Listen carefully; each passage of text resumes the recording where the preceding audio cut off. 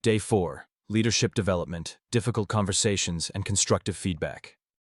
Difficult conversations and constructive feedback are essential components of effective coaching. These interactions provide opportunities for growth, allowing individuals to reflect on their actions and make meaningful improvements. When handled thoughtfully, honest feedback fosters trust and demonstrates a genuine investment in another person's development. By addressing challenges openly, coaches help create an environment where learning and progress are not only possible, but encouraged.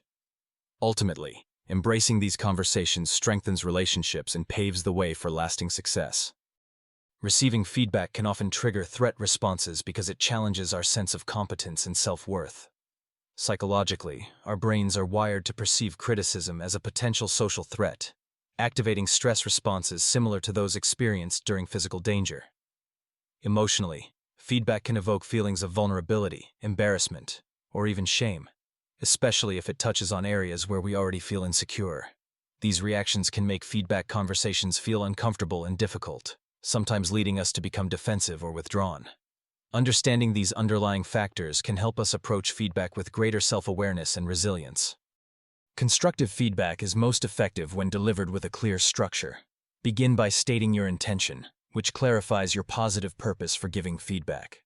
Next, share your observation, focusing on specific, factual details rather than interpretations. Then, explain the impact, describing how the behavior affects you, the team, or the outcome.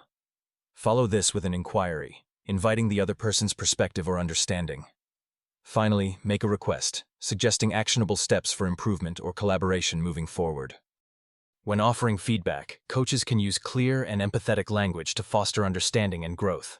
For example, instead of saying, "You did that wrong," a coach might say, "I noticed you faced some challenges with this task. Let's explore what made it difficult."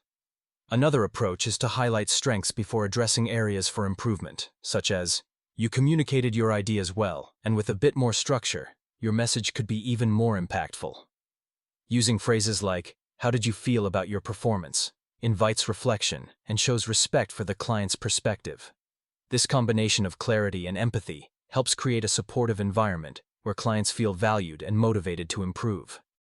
When providing feedback to others, choosing respectful and constructive language is essential. For example, you might say, "I appreciate your effort on this project, and I have a suggestion that could make it even stronger." Another effective approach is, "I noticed this section could use more detail. Would you like some ideas on how to expand it?" Using phrases like, "From my perspective," or "I wonder if we could try," helps keep the conversation collaborative.